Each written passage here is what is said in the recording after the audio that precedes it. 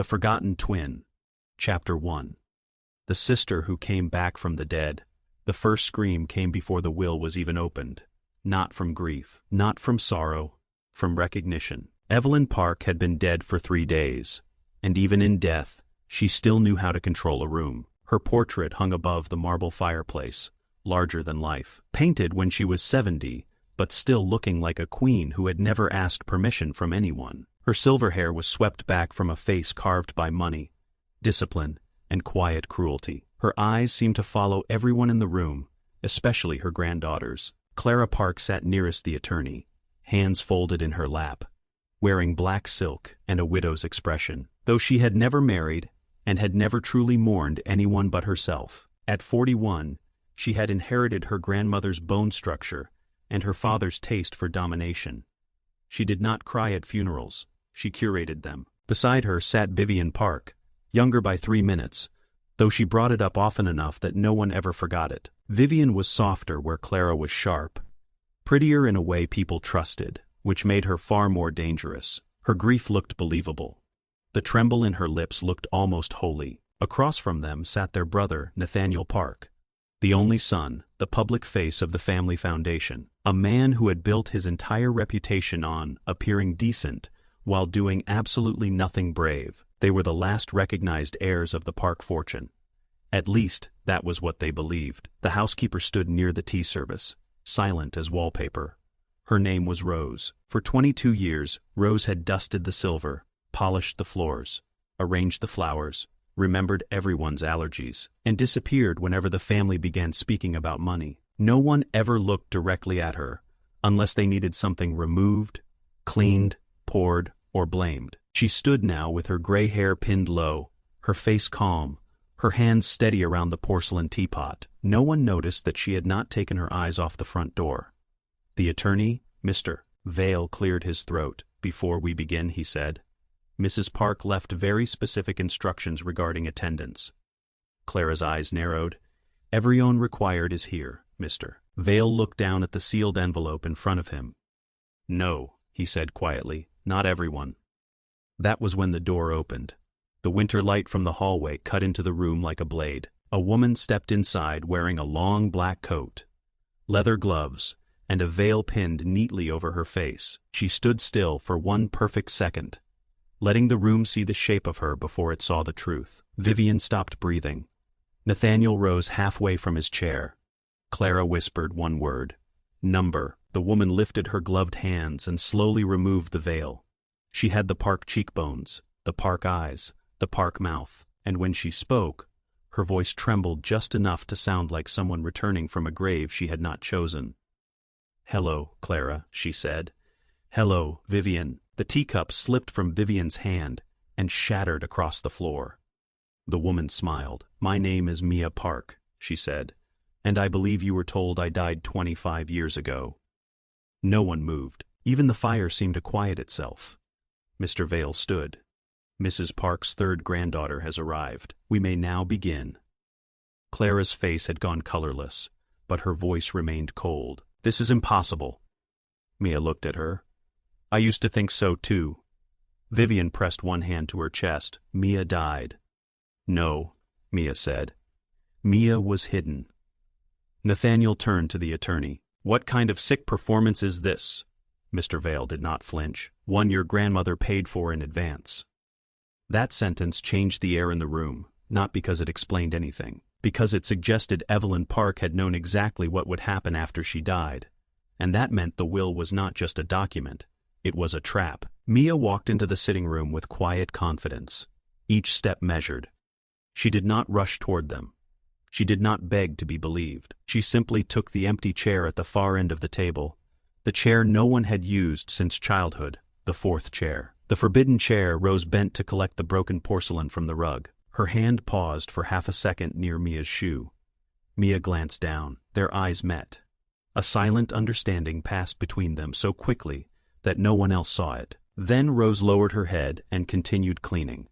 Mr. Vale broke the seal. "The last will and testament of Evelyn Margaret Park," he read. "Executed under full legal capacity, witnessed and recorded. with supplemental video statements to be released at the appropriate stage. Clara leaned forward. Supplemental, Mr. Vale ignored her. To my grandchildren Clara Park, Vivian Park, Nathaniel Park, and Mia Park. I leave the estate known as Parkhaven, all liquid holdings, foundation control, private investment shares, art assets, land rights, mineral royalties, and family trusts to be divided equally into 4 portions. Vivian gasped. 4? Nathaniel's jaw tightened. Clara stared at Mia with such hatred that it briefly made her beautiful. Mr. Vale continued. My grandchildren believed themselves clever. They believed blood could be erased with paperwork, silence, and time. They believed the dead do not come back to claim what is owed. Mia sat perfectly still. Clara stood. This is fraud, Mr. Vale looked up. Sit down, Miss Park. I will not. You will if you want to remain eligible for your portion. That stopped her. Slowly, Clara sat. The attorney turned the page. My instructions are simple. Each heir shall receive 1/4 of the estate, provided no heir is found to have concealed, falsified, destroyed, or benefited from criminal acts relating to the disappearance of Mia Park. The words struck like glass breaking again. Vivian shook her head. This is insane. Mia's voice was soft. Is it? Vivian looked at her, panic beginning to rise under the makeup. Mia opened a black folder and placed it on the table. Inside were medical intake forms, child psychiatric notes, emergency room records, a death certificate, and 2 handwritten statements from children. Clara stared at the papers. For the first time that afternoon, she looked afraid. Mia touched the top page with one finger. I spent 25 years being told I was dead, she said, but I wasn't the one who needed burying. The room went silent. Then she looked at Clara and Vivian. I remember the lake. Vivian began to cry. Clara did not. That was the difference between them. Vivian cried when exposed, Clara calculated. Mia continued, her voice low and steady. I remember the boat. I remember you telling me grandmother wanted us to play by the old dock. I remember Vivian holding my wrists, because she said we were pretending to be prisoners. I remember Clara pushing my head under the water. No, Vivian whispered. Yes, Mia said. I remember the weeds around my ankles. I remember swallowing mud. I remember screaming bubbles because my mouth was under water. Nathaniel looked at his sisters as if seeing them through a cracked mirror. Clara's voice came out sharp. You were 5 years old. Children imagine things. Mia smiled. Children also confess. She slid 2 photocopied pages across the table. Mr. Vale did not touch them. He already knew what they were. Mia said, 2 days after I disappeared, both of you were examined by Dr. Leighton Marsh. Grandmother suspected something. She recorded everything. Clara told him I had to go away because there would be more money if there were only 3 of us. Vivian told him Clara said I was weak, and grandmother loved weak things too much. Vivian covered her mouth. Clara's eyes darted across the paper. Then Mia removed another document. This is the report Dr. Marsh filed. She placed it beside the first. And this is the report the family submitted to the court. The 2 documents were almost identical, except one described attempted homicide. The other described traumatic confusion after an accidental drowning. Mia leaned back. Someone forged the medical record. Someone buried the truth. Someone signed my death into existence. Clara's voice was barely above a whisper. You can't prove we did anything. Mia looked at her for a long time. Then she said, not yet. That was the first time the room understood. Mia had not come back to ask for love. She had come back to begin, and she was patient, very patient. The reading ended 23 minutes later, but no one remembered the rest. There were clauses about temporary freezes, legal review, forensic audits, historical records, and estate oversight. There were references to trustees, timelines, penalties, and investigations. The Park fortune was no longer a prize waiting to be divided. It had become a locked room, and Mia had brought the key.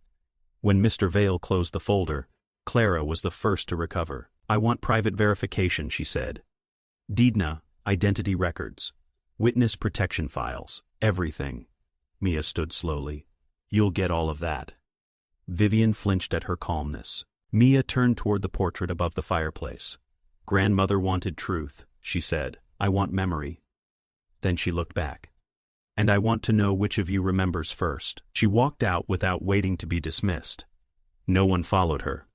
Not yet, but Rose did, not openly. She gathered the tea tray, stepped into the hallway, and moved through the service passage with the silent efficiency of a woman who had spent decades inside walls no one knew how to see. Mia waited near the rear staircase. For a moment, neither woman spoke. Then Mia exhaled. "How did I do?" Rose looked at her carefully. "Too much emotion on the lake memory," she said. Clara noticed. Mia nodded. Vivian believed it. Vivian believes anything that frightens her. Mia removed her gloves. Her hands were not trembling. Her name was not Mia Park. Her real name was Elise Hart, and she was an actress. Not famous. Not failed. Something more useful, unrecognizable. She had spent 17 years becoming other people for small theaters, private corporate simulations, legal reenactments, and one very strange government contract she never discussed. She could cry on cue, imitate regional vowels after hearing them twice, and make wealthy people confess things they never meant to say. 6 months before Evelyn Park died, Elise had been hired for the role of a lifetime. The dead granddaughter, the returned triplet, the ghost with paperwork. Evelyn had found her through a retired casting director who owed the Park family a favor and owed Evelyn fear. The first meeting had taken place in a hospital suite overlooking the river. Evelyn had been thin by then, but not diminished. Her body was failing, her mind was not. "You don't need to convince them forever," Evelyn had told her. "Only long enough for guilt to do what evidence cannot." Elise had asked the obvious question, "Why not go to the police?" Evelyn had smiled without warmth. "My dear, the police record was purchased 25 years ago. So were the doctors, so were the lawyers, so were the memories." Then Evelyn had pointed to a woman seated quietly in the corner. The housekeeper rose. "This," Evelyn had said, "is my granddaughter Mia." Elise had looked from the old woman to the gray-haired housekeeper and felt the world tilt. Rose had been only 41, but years of service had aged her into invisibility. She wore plain clothes, no jewelry, no makeup, no claim. But once Elise looked properly, she saw it. The same bones, the same eyes, the same mouth, hidden beneath fatigue. Evelyn had watched Elise understand. "They tried to kill her when she was 5, Evelyn said. "They failed. I failed worse. I sent her away under protection, then brought her back into my own house under another name, because I was too cowardly to name what had happened." Rose had said nothing. Evelyn's voice had cracked only once. "I let my granddaughter serve the sisters who tried to erase her." That was the first moment Elise wanted the job. Not for the money, though the money was obscene. For the silence in Rose's face. Some silences begged to be broken. Now, in the service hallway, after the will reading, Rose looked at Elise with a grief so controlled it seemed almost holy. "They saw what they wanted to see," Rose said. "A threat?" "No," Rose answered. "A mirror." From the sitting room came the muffled sound of Clara shouting at Mr. Vale. Elise smiled faintly. "Then we're in." Rose looked toward the sound of her sisters. "They won't break easily." "No," Elise said, "but they'll start correcting the story. People like Clara can't resist improving a lie." Rose nodded. That was exactly what Evelyn had predicted. The revenge would not begin with violence. It would begin with documents, not forged to frame the innocent, forged to tempt the guilty. Evelyn had left behind 2 sets of records. One true, one false. The true records proved that Mia survived the drowning attempt and was placed under protective identity arrangements funded through private channels. The false records suggested something far more dangerous to Clara and Vivian. They suggested the original medical file had resurfaced incomplete. They suggested there might be a missing page. They suggested one sister had blamed the other. It was bait. Beautiful bait. By evening, Clara had already taken it. She locked herself in the east study with Vivian and Nathaniel. Though Nathaniel remained standing by the window, visibly disgusted, Clara paced. Vivian sat curled on the sofa with a glass of brandy she had not earned. "This is a setup," Clara said. Nathaniel turned. "Is it?" Clara stopped. "What is that supposed to mean?" "It means a woman walked in today claiming to be our dead sister, and neither of you reacted like she was a stranger." Vivian began crying again. "We were shocked." "No," Nathaniel said. "You were terrified." Clara stepped toward him, careful. Why? He asked. What did you do? Vivian whispered. We were children. Nathaniel stared at her. The words had escaped too quickly. Clara closed her eyes for half a second. Then she turned slowly. Vivian. Vivian shook her head. I didn't mean. You never mean anything. That's the problem. Nathaniel's voice lowered. So it's true. Clara looked at him. It was an accident. You just told Vivian not to speak, because she's hysterical.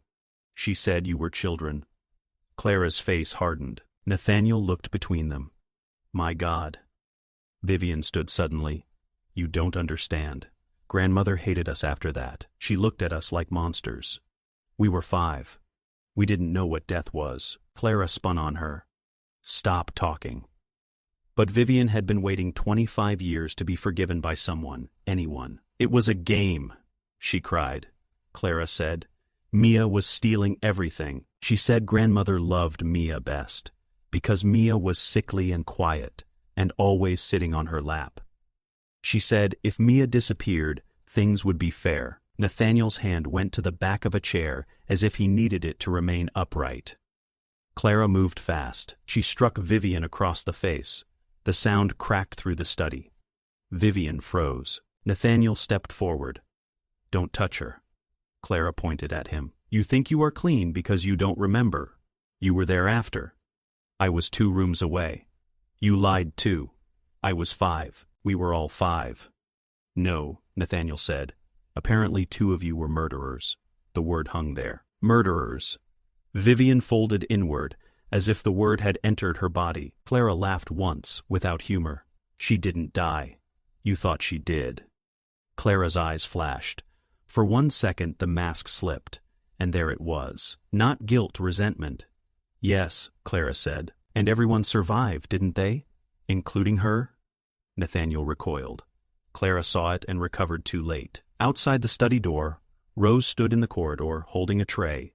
No one had requested. Her face revealed nothing, but beneath the folded napkin, her phone was recording. By midnight, the first anonymous email arrived in Clara's private inbox. Subject line, page 4. There was no message, only an attachment. A scanned medical record dated 25 years earlier. Dr. Marsh's childhood evaluation, 3 pages. The 4th page missing. Clara stared at the screen until her eyes burned. Then she called Vivian. Vivian answered on the first ring. Did you get it? Clara asked. A pause. Then Vivian whispered.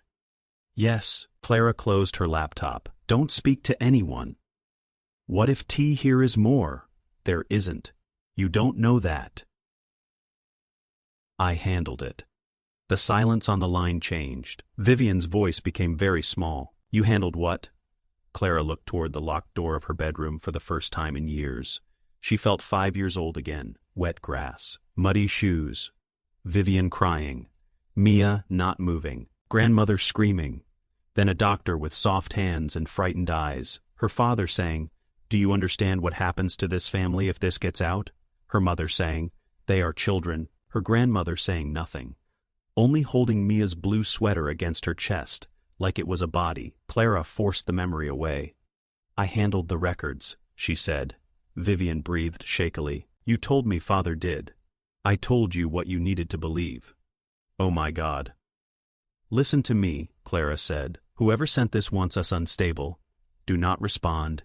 Do not call Nathaniel. Do not call Vale. Do not search old files from your home computer. Do you understand? Vivian did not answer. Vivian? What was on page 4? Clara's mouth went dry. Nothing that matters. But after she ended the call, Clara went straight to the wall safe behind the Chagall sketch and removed a sealed envelope she had not opened in 19 years. Inside was a photograph. 3 little girls by the lake. Clara in yellow, Vivian in white, Mia in blue. On the back, in Evelyn Park's handwriting, were 6 words. I know which one pushed her. Clara had received the photograph on her 22nd birthday. No card, no explanation, just proof that grandmother had never forgotten. And now grandmother was dead, which meant someone else had inherited her memory. Across the estate, in the old servants' wing, Elise sat at a small desk beneath a yellow lamp while Rose stood beside her. On Elise's laptop, Clara's email tracker blinked, open forwarded, printed. Elise leaned back. She's rattled. Rose said nothing. Elise looked up at her. You okay? Rose's expression did not change.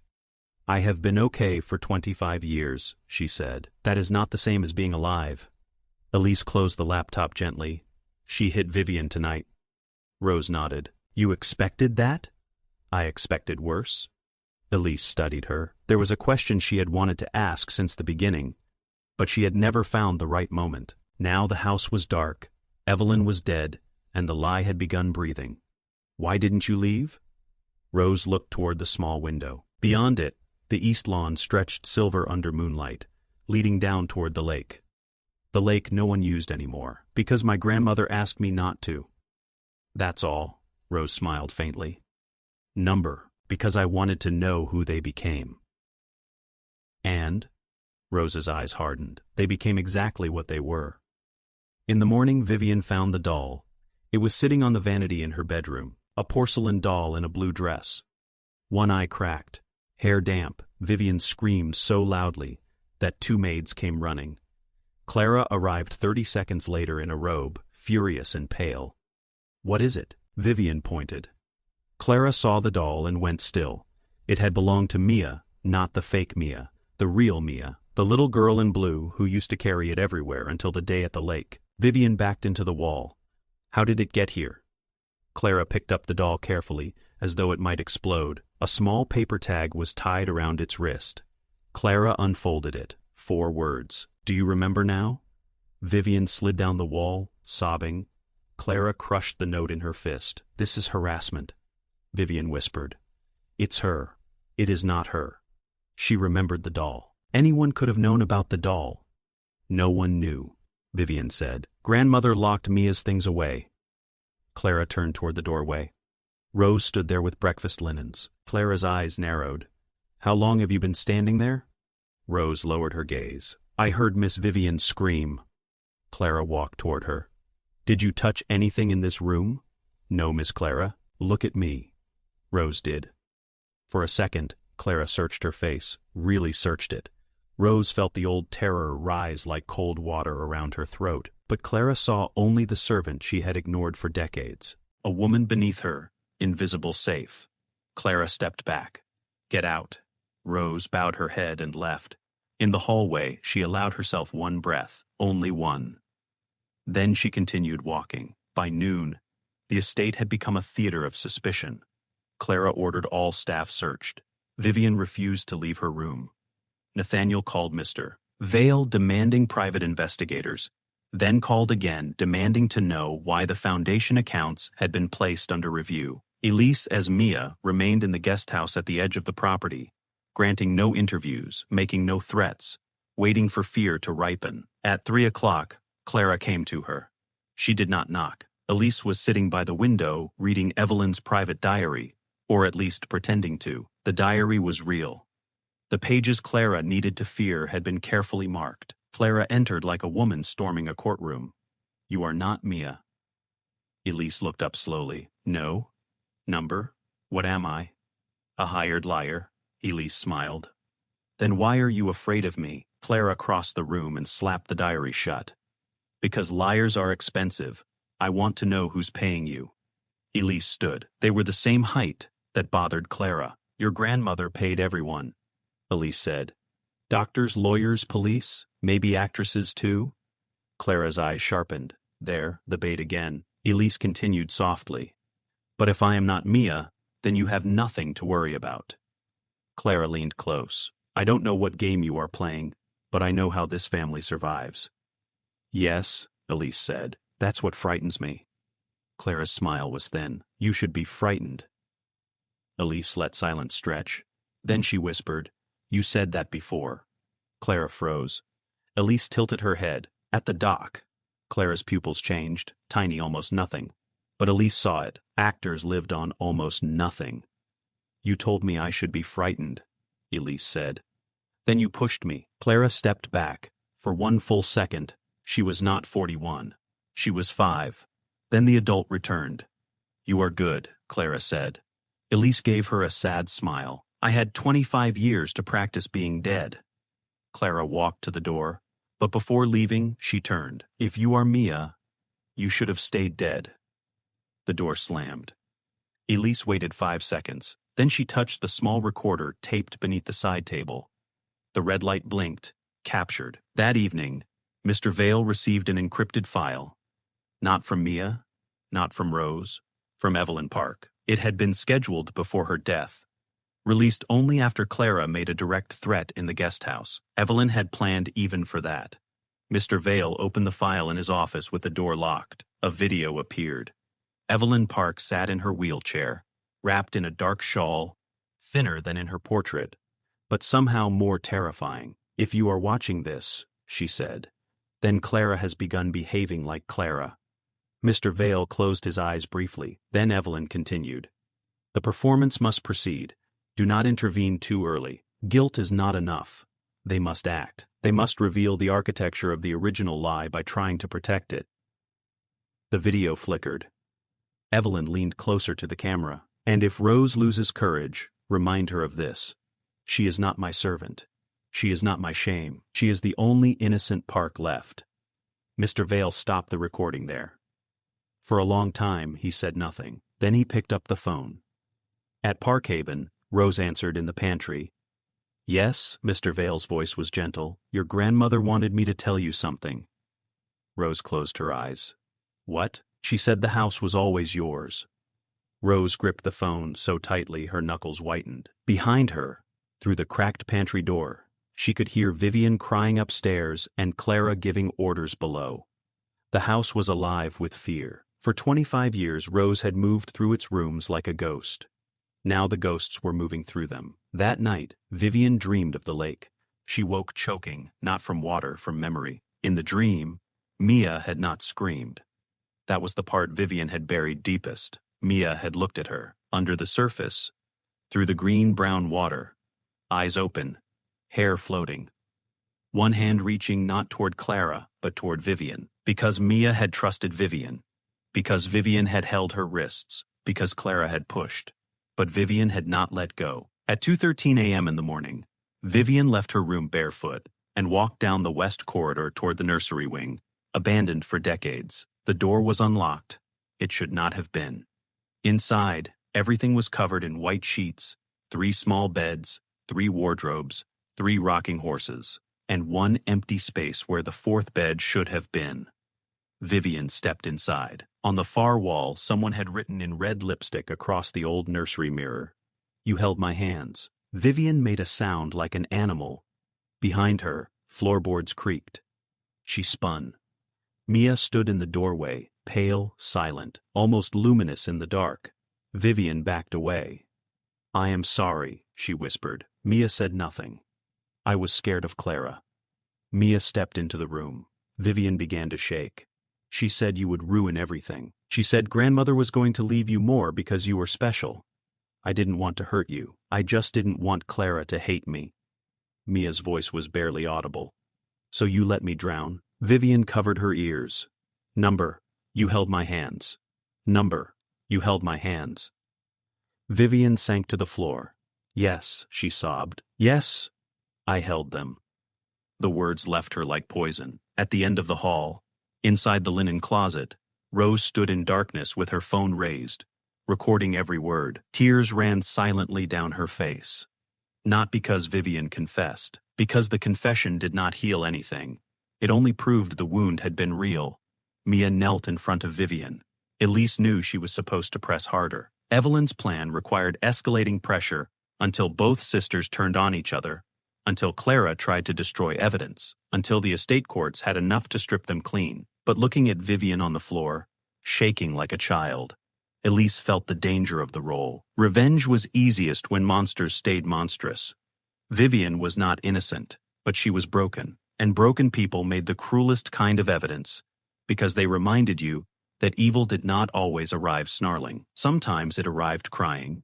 Mia leaned closer. "Tell Clara," she whispered. "I remember everything." Vivian nodded desperately. Mia stood and left her there. In the hall, Rose stepped from the closet. Elise saw the tears. "I am sorry," Elise whispered. Rose wiped her face. Don't be.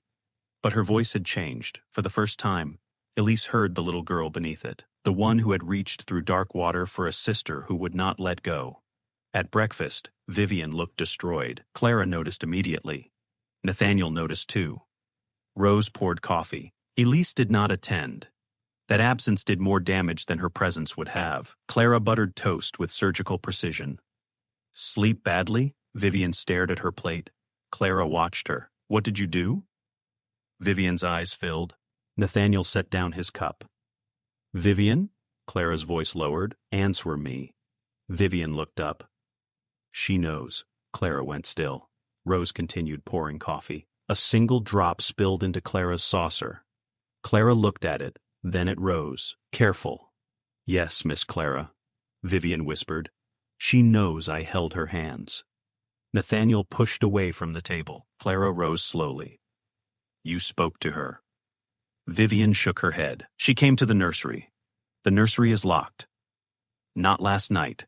Clara's face hardened into something almost inhuman. Nathaniel looked at both of them. I am calling the police, Clara snapped. Sit down, number. You call the police. And every reporter in the country learns there may have been an attempted murder inside this family. There was an attempted murder inside this family. Clara's voice dropped. And you think they'll stop with us, the foundation? The hospitals? The judges grandfather funded? The campaigns you signed off on? The park name burns. Nathaniel. Not just mine, yours. Nathaniel said nothing, because that was how families like the Park survived. They made innocence expensive. Clara turned back to Vivian. What exactly did you say? Vivian looked away. Clara grabbed her wrist. Vivian cried out. Rose took one involuntary step forward. Clara saw it. This time, she really saw it. Not Rose's face. Her reaction, too fast, too personal. Clara released Vivian and stared at the housekeeper. Why do you care? The room went silent. Rose lowered her gaze. I don't, Miss Clara. Clara walked toward her. Yes, you do. Nathaniel said, Leave her alone. Clara ignored him. She studied Rose's face. The cheekbones softened by age. The eyes lowered by habit. The mouth pressed into obedience. Something ancient and impossible moved behind Clara's expression. Recognition did not arrive all at once. It crawled. Rose felt it coming. So did Elise. Watching from the hallway mirror, through the cracked service door, Clara whispered, How old are you?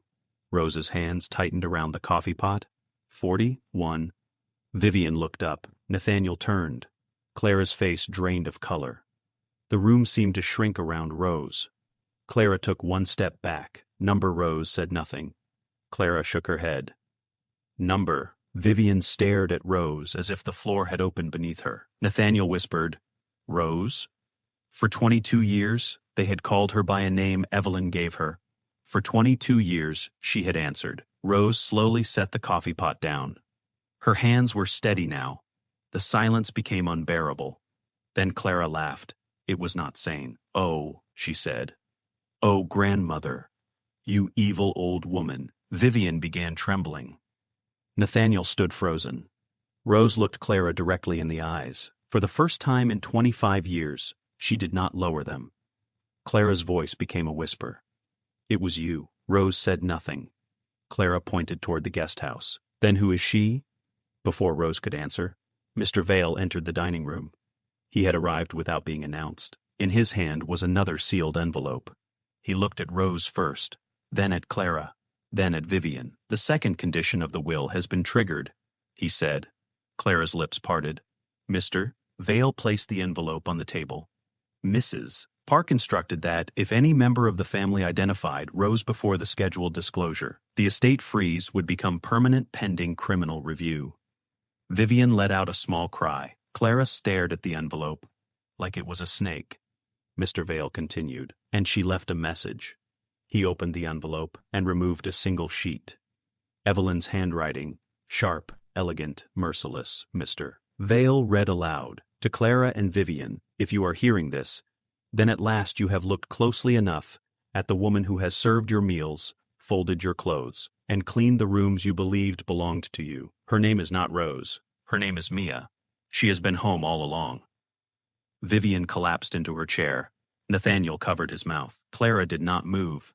Mr. Vale's voice hardened. And to Mia, forgive me only if you wish to. Punish them only as much as you must, but do not disappear for them again. Rose closed her eyes. For one moment, the house held its breath. Then Clara looked at her sister. Her real sister. The sister she had drowned, and then ordered tea from for 22 years. And Rose, who had once been Mia, looked back without fear. The revenge had begun with a woman pretending to be a ghost. But the true ghost had been standing beside them the whole time. Chapter 2. The Woman in the Walls. By the next morning, Parkhaven no longer felt like a mansion. It felt like a courtroom waiting for blood. No one spoke above a whisper. The maids avoided eye contact. The gardeners pretended not to notice the black SUVs gathering outside the estate gates, as legal representatives, private investigators, and financial auditors began arriving one by one, like vultures smelling an open wound. The Park family had spent generations controlling newspapers, judges, charities, hospitals, and politicians. But scandal obeyed no dynasty, especially not one involving a dead child who had apparently returned from the grave. Inside the mansion, Clara Park stood alone in the west sitting room, with a cigarette burning untouched between her fingers. She had not smoked in 11 years, not since the night their father died. The room around her was dim, despite the morning sun pouring through the tall windows. Parkhaven had always seemed darker than other homes, as though the wealth itself absorbed light instead of reflecting it. Clara stared out toward the frozen lake below the hill. The lake, always the lake. Her phone vibrated again. Another reporter, another board member, another investor asking careful questions with terrified voices hidden beneath polite wording. She declined the call. Then another notification appeared. Urgent: Park Foundation stocks drop 11% amid inheritance dispute. Clara closed her eyes. 11% in less than 12 hours. The damage had already begun. And the worst part? Mia had not actually attacked them yet. Not publicly, not legally, not fully. She had simply arrived. That alone was enough to rot the foundation beneath the family. A soft knock interrupted her thoughts. Nathaniel entered without waiting for permission. He looked exhausted. His tie hung loose. His eyes were bloodshot. You need to stop the press. Clara laughed quietly. The press smells blood. You don't stop sharks by bleeding slower. Nathaniel shut the door behind him. Was it true? Clara did not answer. You really tried to kill her? Clara inhaled smoke for the first time. The nicotine hit her hard enough to make her dizzy. No, she said finally. Nathaniel stared. Then Clara added, I tried to scare her. Nathaniel's expression twisted in disgust. She was 5. So was I. That doesn't make it better. Clara turned sharply. You think I don't know that? Nathaniel fell silent. Clara rarely raised her voice. When she did, it meant something dangerous had slipped loose inside her. She walked toward the fireplace slowly. Do you know what grandmother used to tell me? She asked. Nathaniel said nothing. She used to tell me I was born angry. Clara gave a hollow smile. She'd say it like it was a compliment. Nathaniel folded his arms. That still doesn't explain what happened. Clara looked into the fire. No, she said softly. It explains everything. For several seconds the only sound was the crackling wood. Then Clara spoke again. Mia was sick all the time when we were children. Weak lungs, fevers, night terrors. Grandmother adored her because she was fragile. Her voice had become distant now, almost dreamlike. She'd carry Mia around wrapped in blankets, while Vivian and I stood there invisible. Every birthday, every Christmas, every recital. Mia got attention just for breathing. Nathaniel frowned. You were children. Yes, Clara snapped. Children notice love more than adults do. She turned toward him again. One afternoon, Vivian overheard grandmother arguing with father. Grandmother wanted to change the trust structure. Nathaniel's face tightened. You mean the inheritance? Clara nodded once. She wanted more placed under Mia's control eventually, because she thought Mia was kinder. Nathaniel stared at her. So you tried to drown her over money? Clara's eyes darkened. Number. Then after a pause, I tried to erase the feeling of being unwanted. Nathaniel looked at his sister for a very long time. For the first time in his life, he saw something beneath Clara's perfection that terrified him. not cruelty. Need. Need turned poisonous through years of entitlement and emotional starvation. Nathaniel exhaled, slowly. She came back. Clara's jaw tightened. No, she said. Something came back. Downstairs, Rose stood in the main kitchen peeling apples beside two younger staff members who were pretending not to listen to the television mounted in the corner. Every channel carried the same story. The return of Mia Park mystery, heir shakes billion. Dollar Dynasty witness protection claims Rock Park Estate. Rose kept peeling. Steady, precise, invisible. One of the younger maids finally whispered, "Miss Rose?" Rose looked up. Is it true?" Rose smiled gently. "What part?" "That Miss Mia came back." Rose lowered her eyes to the apple again. "I suppose that depends on what people mean by came back." The maid frowned, confused. Before she could ask another question, the kitchen door opened. Vivian entered wearing sunglasses, despite being indoors. Her makeup barely concealed the swelling beneath her eyes. She looked hungover on fear. "Everyone out," she whispered. The staff scattered immediately. Only Rose remained. Vivian stood trembling near the center island while Rose continued slicing apples. "You knew," Vivian said. Rose did not answer. "You knew all these years." Still silence. Vivian's voice cracked. "You cleaned my room." Rose kept working. "You washed my clothes. You brushed my hair after my surgeries. You sat beside me when I had panic attacks." Now Rose looked up. "Yes." Vivian covered her mouth. "Oh my God." The kitchen suddenly seemed too small for either of them. Vivian stepped closer carefully, like approaching a wild animal. "Why didn't you tell me?" Rose considered the question, then answered honestly. "Because you never asked who I was." Vivian started crying immediately. Rose watched her quietly. Not coldly, not warmly, just honestly. "That's cruel," Vivian whispered. Rose nodded once. "Yes." Vivian looked stunned by the agreement. Then Rose placed the knife down gently. "Do you know what's strange, Vivian?" Vivian shook her head weakly. "For years," Rose said, "I imagined this moment differently. How? I thought when you recognized me, I would finally feel alive again." Vivian's tears fell harder. "But you don't?" Rose looked toward the television where Mia's face filled the screen. "Elise, the false sister, the borrowed ghost." "No," Rose whispered. "I just feel tired." Upstairs in the guest house, Elise studied herself in the mirror. Mia Park stared back at her, the hair, the posture, the voice, the tiny scar above the eyebrow created from theatrical wax and carefully maintained for months. The role had consumed her so completely that some mornings she forgot her own face for several seconds after waking. A knock came at the door. Mr. Vale entered carrying a folder. "You've stirred the hornet's nest." Elise smiled faintly. "That was the assignment." Mr. Vale placed the folder on the desk. "They're already moving money through secondary shell accounts." Elise opened it.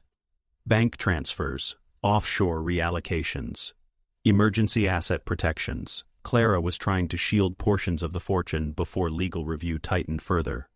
"Good," Elise said. Mr. Vale raised an eyebrow. "You expected that?" "She's panicking." "Panic creates fingerprints." Mr. Vale sat across from her. "You realize this may become criminal." Elise looked at him calmly. "It always was." He nodded reluctantly. Then his voice lowered. "Rose is struggling." Elise's expression softened immediately. "How bad?" "She hasn't slept." "That's understandable. She also hasn't stopped watching them." Elise leaned back slowly. That worried her more. Rose had survived 25 years by becoming invisible. Now she was beginning to look directly at the people who destroyed her childhood. That kind of buried pain could become dangerous very quickly. "Keep an eye on her," Elise said quietly. Mr. Vale studied her. "You care about her." "Yes, you weren't supposed to." Elise smiled sadly. "No one told me she'd spent 22 years serving tea to the women who tried to drown her." Silence settled between them. Then Mr. Vale said something unexpected. "Evelyn loved her more than the others." Elise looked up. "Enough to save her?" "No," he admitted. "That's why this revenge exists." He stood to leave. At the doorway he paused. "Tear is something else?" Elise waited. "Clara hired someone." What kind of someone? A private investigator? Former federal? Elise smiled faintly. Good, Mr. Vale frowned. You enjoy this too much. No, Elise said softly. I just know Clara. She'll dig until she finds the wrong truth. That afternoon, Clara met with the investigator in the estate library. His name was Daniel Mercer, 58 years old, former Financial Crimes Division, divorced twice, expensive watch, cheap soul. Exactly the kind of man wealthy families hired when they needed sins buried professionally. Mercer reviewed the photographs spread across the table. Mia Park, he said, or whoever she is. Clara sat across from him, perfectly composed again. The panic from earlier had disappeared. That was her true talent, compartmentalization. I want everything, she said. Birth records, school records, tax filings, medical history, travel history. I don't care how deep you go, Mercer nodded. And if she really is your sister? Clara's eyes hardened. Then I want to know why she waited 25 years. Mercer studied her carefully. You think she's after revenge. I think revenge already started. He leaned back. The housekeeper. Clara's jaw tightened. Yes? You didn't recognize her? Number Mercer nodded slowly. That's interesting. Clara's voice became icy. Why? Because people usually recognize the faces that haunt them. The room went very quiet. Mercer smiled faintly, not kindly, just professionally cruel.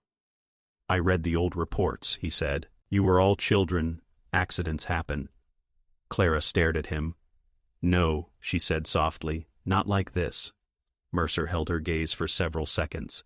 Then he closed the file. I'll find your ghost. He left moments later. Clara remained seated alone in the library. Then slowly she opened the bottom drawer of Evelyn's old desk. Inside lay dozens of neatly organized journals, grandmother's journals. Clara stared at them, then began opening pages at random. January 14. Clara watched Mia sleep today, with an expression I do not understand in a child. March 3. Vivian follows Clara, even when frightened of her. June 20. Mia asked me why her sisters stop talking whenever she enters a room. Clara turned pages faster. September 9. I fear jealousy has become a language inside this house. October 2. The girls frighten me lately. Her breathing became shallow. Then she found the entry, the lake. The handwriting had gouged into the page so deeply. The ink nearly tore through. They tried to kill her. Clara slammed the journal shut. Her pulse thundered. The memory came anyway, bright, sharp, unwanted. The dock beneath her shoes. Vivian crying, Mia coughing water.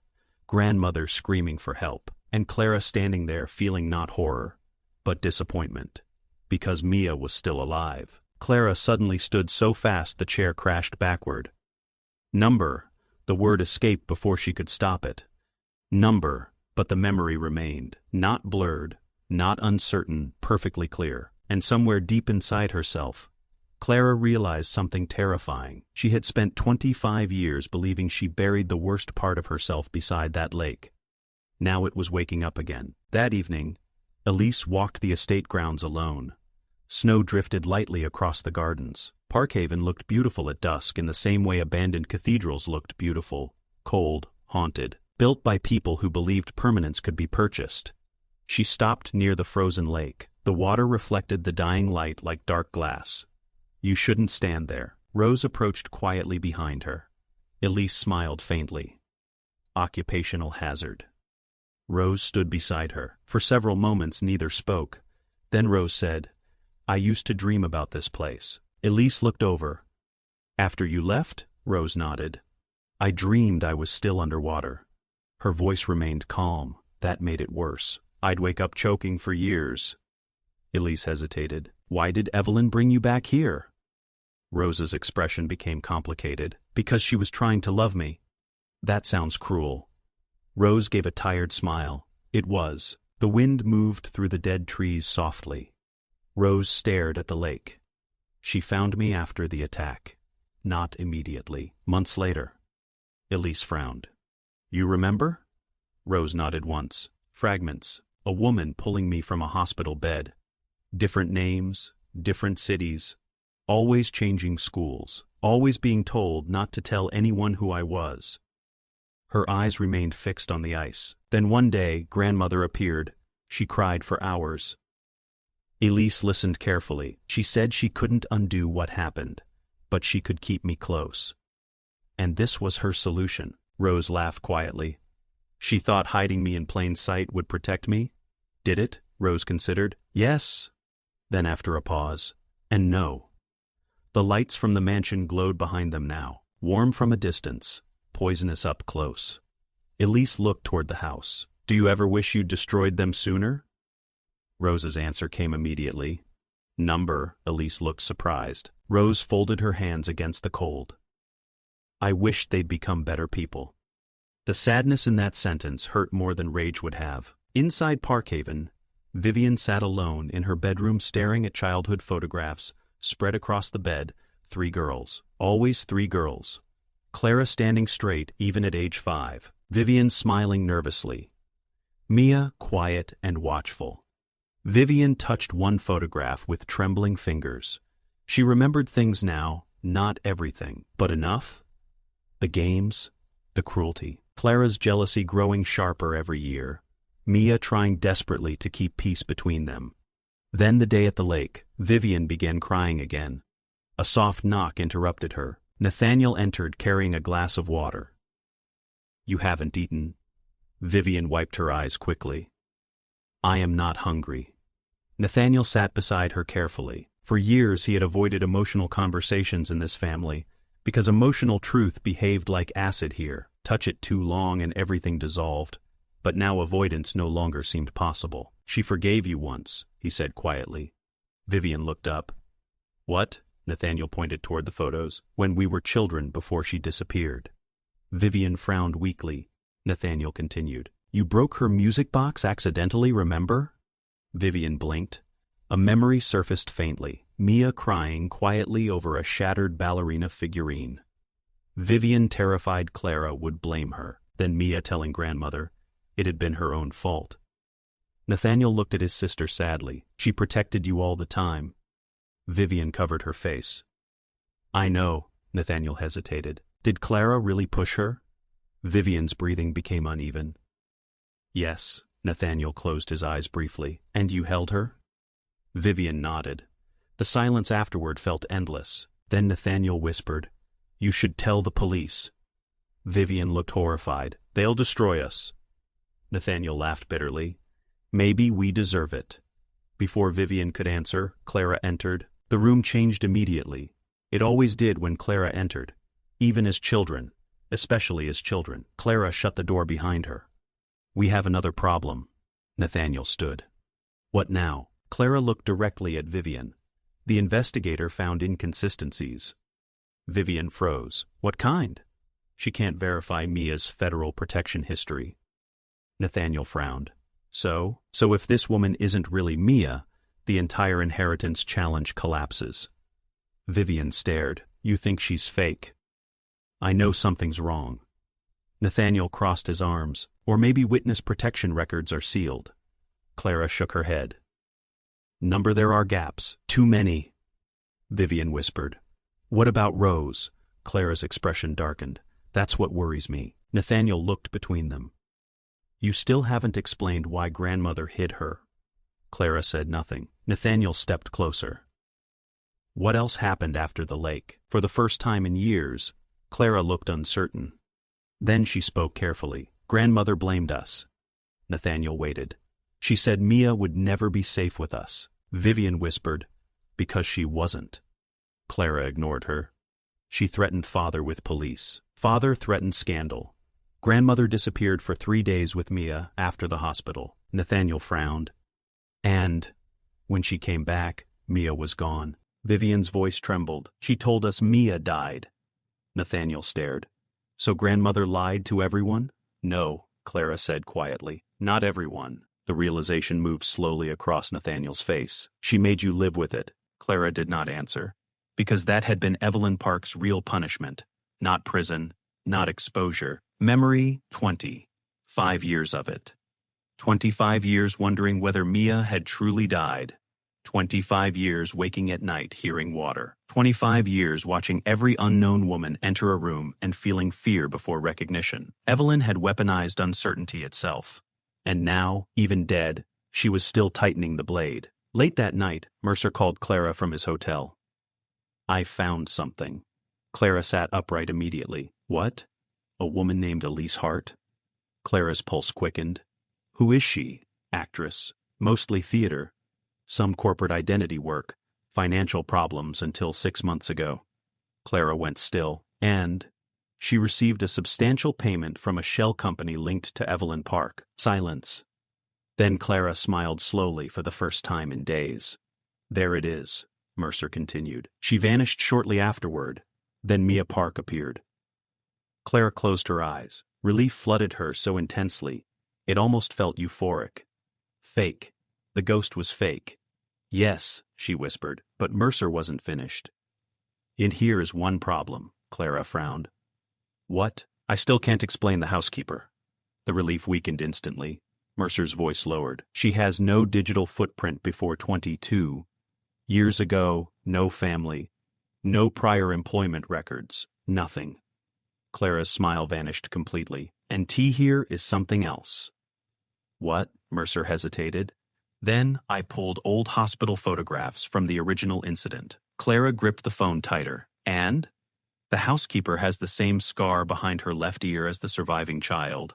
Clara's blood went cold. Mercer spoke carefully now. "I think your fake sister is fake." A pause. "But your maid may actually be Mia Park." The room seemed to tilt around Clara. She stood abruptly and walked toward the window. Outside, snow fell silently over Parkhaven. "How long until you can prove the actress connection?" "Soon." "And the maid?" Mercer exhaled slowly. "That's harder." Clara stared into the darkness, then quietly asked the question she feared most. "If Rose is Mia, why stay hidden?" Mercer answered without hesitation. "To watch you." The line went silent. After the call ended, Clara remained by the window for a very long time. Then slowly she turned toward the family portrait above the fireplace. 3 little girls smiling beside Evelyn, one dead, one guilty, one forgotten. And somewhere deep beneath Clara's fear, another emotion began waking. Not remorse, not yet, paranoia. Because if Rose truly was Mia, then Mia knew everything. Not just about the lake, about the family, the affairs, the stolen accounts, the bribes, the hidden trusts. 22 years inside Parkhaven had given her access to every secret the family possessed, which meant the revenge was no longer emotional, it was strategic. And Clara suddenly understood something horrifying. The woman serving breakfast all these years had not been powerless. She had been patient. Chapter 3. The 4th page. The first body was discovered 3 days after the will reading. Not dead, destroyed. Daniel Mercer sat alone in his hotel suite at 1:17 a.m. in the morning, with 3 empty whiskey glasses beside him, and every curtain sealed shut against the city lights outside. The former investigator no longer looked confident. He looked hunted. Photographs covered the bed. Rose carrying laundry through the east wing. Rose polishing silver. Rose standing behind Clara at charity dinners. Rose serving wine at Christmas parties, while the family laughed inches away from the sister they believed buried. 22 years. 22 years inside the house. Mercer rubbed both hands over his face slowly. Something about the situation had begun infecting him. At first it had been simple. Expose the actress, discredit the inheritance challenge, collect the fee. But now every answer created another question. Why would Evelyn Park hire an actress unless the real Mia existed somewhere nearby? Why hide the real Mia as a servant instead of publicly restoring her identity? Why wait until after death to trigger revenge? And most importantly, what exactly had happened on the lake? Mercer stared at the oldest photograph again. 3 little girls, one smiling too hard, one looking terrified, one unaware she was already prey. A soft notification chimed from his laptop, new email. No sender, no subject line. Mercer hesitated, then opened it. Inside was a single attachment. A scanned page, medical report, Dr. Leighton Marsh, page 4. Mercer went still. Every muscle in his body tightened simultaneously, because page 4 was the one thing missing from every archived copy of the childhood psychiatric evaluation. The missing page. The page Clara feared. The page Evelyn built her revenge around. Mercer opened the document slowly. The report was short, clinical, cold, but halfway down the page, his eyes stopped moving. Patient Clara Park demonstrates advanced manipulative tendencies and absence of emotional response during discussion of sibling drowning incident. Patient repeatedly refers to Mia Park as the extra one. Patient states, quote, "Grandmother will love us correctly when Mia is gone." Mercer exhaled sharply. "Jesus Christ." He kept reading. Patient Vivian Park appears emotionally dependent on Clara Park and demonstrates acute fear response when separated from sister. Patient Mia Park displays signs of chronic emotional isolation within sibling structure. Recommendation: immediate psychiatric intervention and separation of children due to possible escalation risk. Mercer leaned back slowly. The silence in the room deepened. Then he noticed something else. At the bottom corner of the report was a handwritten note. Not from Dr. Marsh, from Evelyn Park. "If anything happens to Mia again, Clara will finish what she started." Mercer stared at the sentence for a very long time. Then another email notification appeared. This one contained no attachment, only 5 words. "She still doesn't remember everything." Mercer's pulse quickened. He typed immediately. "Who is this?" No answer. Another message arrived instead. "Check the nursery fire records." Mercer frowned. Nursery fire? He searched quickly through archived materials from the Park estate, then froze. 3 months after the lake incident, there had been a small electrical fire in the nursery wing. Minor damage, officially accidental. But the timing. Mercer sat upright. The fire occurred 2 days before Mia was officially declared dead. His instincts screamed now. Not because he finally understood everything, because he understood enough to know the story was larger than anyone admitted. He reached for the phone to call Clara, then stopped. Something moved behind him. Mercer turned sharply, no one there. But the bathroom door stood open now. He was certain it had been closed before. The old investigator's nerves finally betrayed him. He stood slowly and crossed the room. Empty bathroom, no intruder, no sound. Mercer laughed once under his breath. "You are losing it." But when he returned to the bedroom, the photographs on the bed had changed. One photo now rested separately from the others, a close-up image of Rose carrying silver trays through the mansion. On the back, written in black marker, "She heard everything." Mercer stared at the message, then at the room around him, then slowly reached for his whiskey. Across town, Clara Park stood inside Evelyn's private office with every drawer pulled open. The room smelled faintly of old paper and lavender. She had been searching for over an hour. Not for money, not for records, for leverage. Because for the first time since childhood, Clara felt cornered. And cornered people became dangerous, especially Park women. She opened another locked drawer.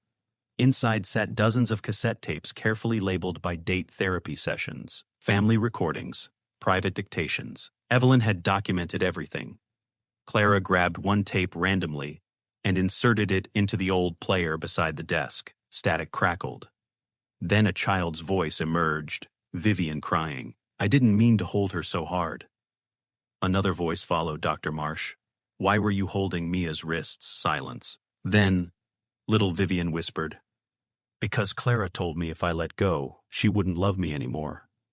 Clara ripped the tape out immediately. Her breathing turned shallow. Number, no. How much had Evelyn recorded? How much evidence existed? She stared at the shelves around her. An entire lifetime of observation. Her grandmother had not simply raised them. She had studied them. The realization made Clara physically ill. A soft voice behind her spoke. "She always listened through the vents." Clara spun. Rose stood in the doorway. Silent, calm, terrifying. Clara's pulse hammered. "How long have you been there?" Rose ignored the question. "When we were children," she said quietly. Grandmother had the servants remove heating grates, so she could hear conversations from downstairs. Clara stared at her. "You knew?" Rose nodded. She thought secrets revealed character.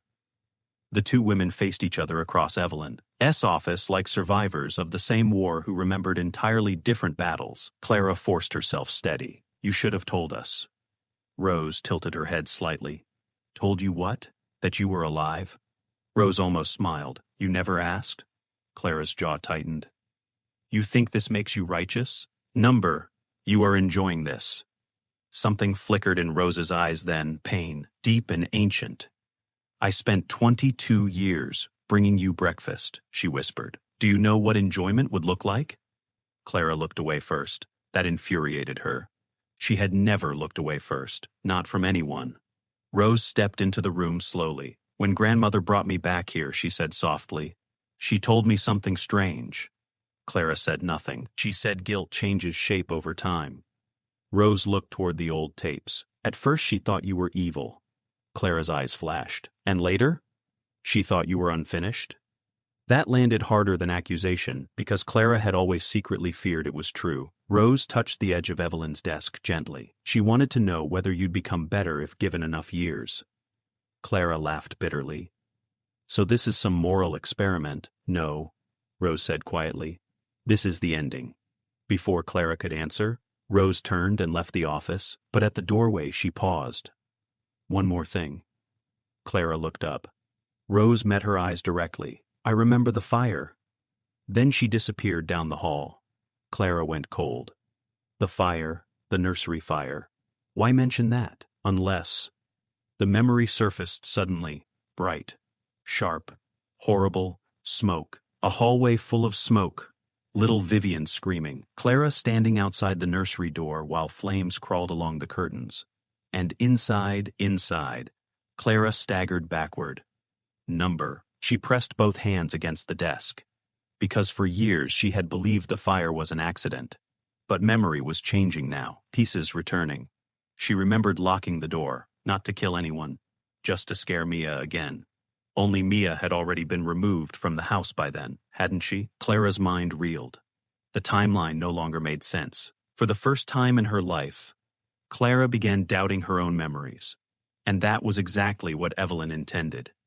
Gaslighting worked best when built from truth. Downstairs in the servants' wing, Rose sat alone at the tiny kitchen table holding an old photograph in both hands. The original photograph, not a copy. 3 girls by the lake, her thumb brushed lightly over Mia's face. Her face. She still struggled sometimes with that idea. Mia Park. The name felt both intimate and foreign now. A knock came softly at the door. Elise entered carrying 2 cups of tea. You disappeared. Rose nodded faintly. I needed quiet. Elise sat across from her carefully. She's unraveling. Rose smiled without humor. Clara was unraveling long before this. Elise watched her for a moment, then gently asked, What really happened with the fire? Rose's eyes remained on the photograph. I don't fully know. That's not true. Rose finally looked up. I remember waking in a hotel room after the lake incident. Grandmother was there. She told me I couldn't go home. Her voice grew distant again. Then one night she received a phone call. She started crying. Elise stayed silent. She said there'd been a fire in the nursery. Do you think Clara started it? Rose hesitated. Then, yes. Elise leaned back slowly. My God, Rose nodded. She was 5 years old and already trying to erase me. The room fell silent. Then Elise asked carefully, Do you hate her? Rose considered that question for a very long time. No, she whispered finally. Elise frowned slightly. You should. Rose gave a tired smile. That's the problem. Outside, snow continued falling over Parkhaven, beautiful, cold, relentless. Like memory itself. That afternoon, Vivian entered the nursery alone. The room remained exactly as she remembered from childhood. Tiny beds, faded wallpaper dust, covered toys frozen in time. The lipstick message had been cleaned away, but Vivian still saw the words when she looked at the mirror. You held my hands. She moved slowly through the room until reaching the old toy chest near the far wall. Hands trembling, she opened it. Inside lay dolls, books, stuffed animals, and Mia's music box. Vivian froze. The tiny silver ballerina still turned when opened. A soft melody filled the nursery. Vivian immediately burst into tears. I am sorry, she whispered. The ballerina spun slowly, then stopped. A voice behind her answered, You already said that. Vivian turned sharply. Elise stood in the doorway as Mia again. Dark coat, quiet eyes, ghost. Like Vivian backed away instinctively. You shouldn't sneak up on people. Elise smiled faintly. You used to. Vivian looked ready to collapse. Please stop doing this. Doing what? Talking like you know me? Elise stepped closer. I do know you. No, you don't I? Vivian shook violently now. You are not really her. Elise stopped. Interesting. Very interesting. What makes you think that? Vivian looked terrified of her own answer. Because, she whispered, the real Mia forgave too easily. Elise said nothing. Vivian continued crying. She always forgave us. Even Clara. The words echoed strangely in the nursery. Then Vivian looked up slowly. And you don't. Elise held her gaze. No performance now. No fake grief. No theatrical menace. Just silence. Vivian suddenly understood something instinctively. The woman before her was dangerous, not because she was Mia, but because she wasn't. What are you? Vivian whispered. Elise walked closer until only inches separated them, then softly said, I'm the consequence. Before Vivian could react, Elise placed something into her hand. A key. Old brass. Tiny. Vivian stared at it. What is this? Elbow drawer in Evelyn's writing desk. Vivian looked confused. Why are you giving me this? Elise smiled sadly. Because your grandmother left one final truth hidden there. Vivian looked up again, but Elise had already turned away. By the time Vivian reached the doorway, the hallway outside stood empty. At sunset, Nathaniel met privately with Vale in the conservatory. Rain tapped softly against the glass ceiling now as the snow turned to sleet.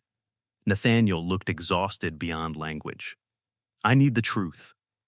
Vale folded his hands carefully. Which version? Nathaniel frowned.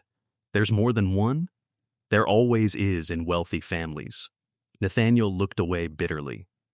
Was grandmother manipulating all of us? Mr. Vale considered. Yes, Nathaniel laughed once. At least someone's honest. Mr. Vale's voice softened. She believed punishment without understanding changes nothing. Nathaniel looked back sharply. So this is therapy now?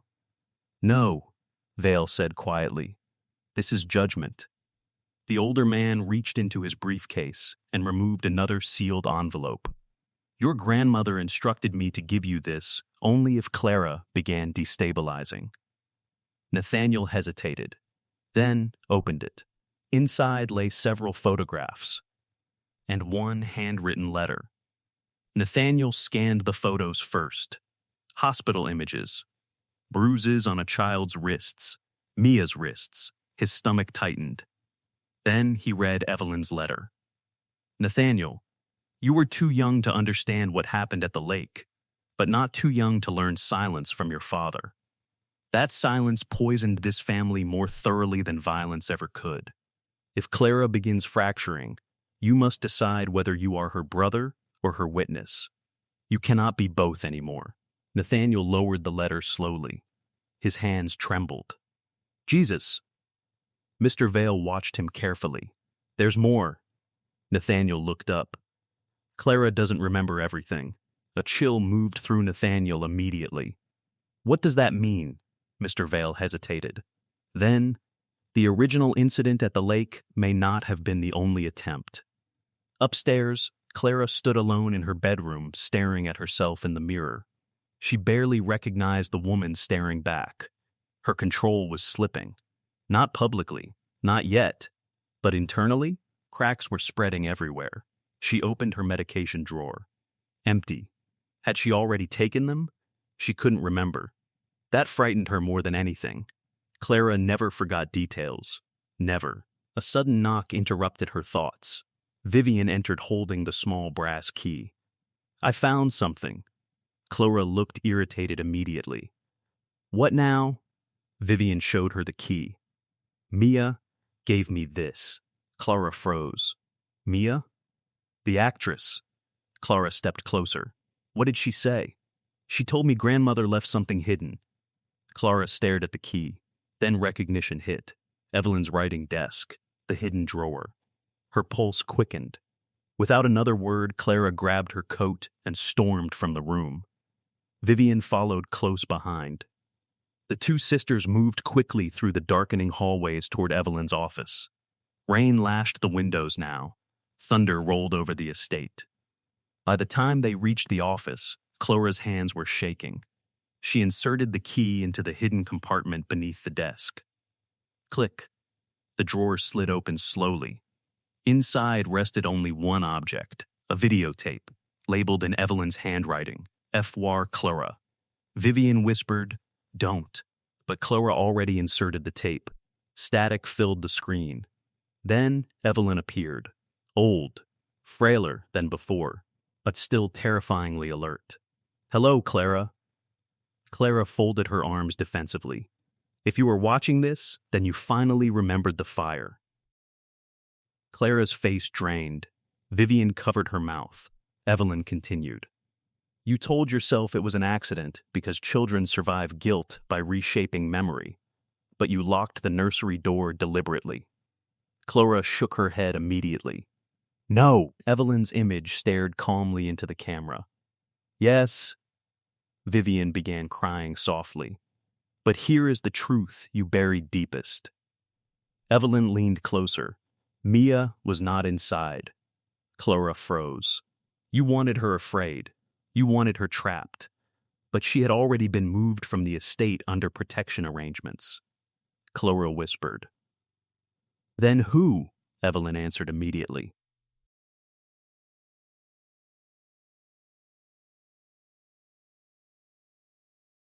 "Vivian." The room stopped breathing. Vivian looked horrified. "No!" Evelyn's voice remained calm. "You locked your sister inside instead." Vivian staggered backward. Clara stared at her reflection in the dark television screen. Then suddenly another memory shattered loose. Smoke. Coughing. Little Vivian screaming through the door. Clara laughing at first because she thought it was Mia. Then realizing, Clara collapsed into the chair. "Oh, God." Vivian backed away from her completely now. "You tried to kill me." "No," Clara whispered desperately. You thought it was Mia." Clara looked up with tears finally forming. Real tears. Not polished grief. Not manipulation. Raw horror. Vivian shook violently. "You locked me inside. I was 5. You locked me inside." Clara covered her face. "I didn't know." Vivian stared at her sister as though seeing the truth for the first time. Not just cruelty, not jealousy, danger. The kind buried inside people long before adulthood. The tape crackled again. Evelyn's image returned. "And now, Clara, you understand the final lesson." Clara looked up weakly. Evelyn's eyes seemed almost sorrowful now. "You spent your life trying to destroy Mia." A pause. "But the child you nearly killed twice." Another pause. "Shiz was the sister who loved you most." The tape ended. Static filled the room. Vivian stood frozen. Then, slowly turned toward Clara. For several seconds, neither moved. Then, Vivian whispered,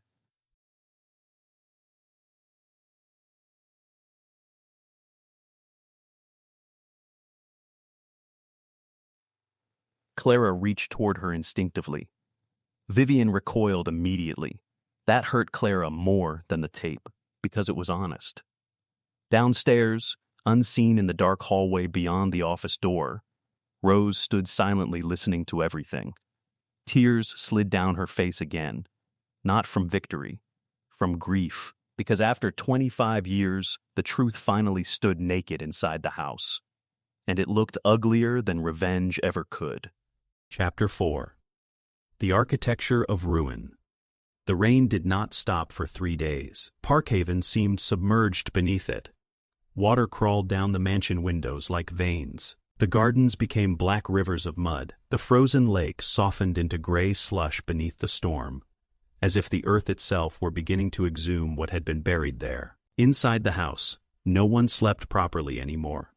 Doors locked, lights stayed on. Footsteps in the hallway caused panic, and everywhere always, there was the feeling of being watched, not by ghosts, by memory. Clara had not left her bedroom since the videotape.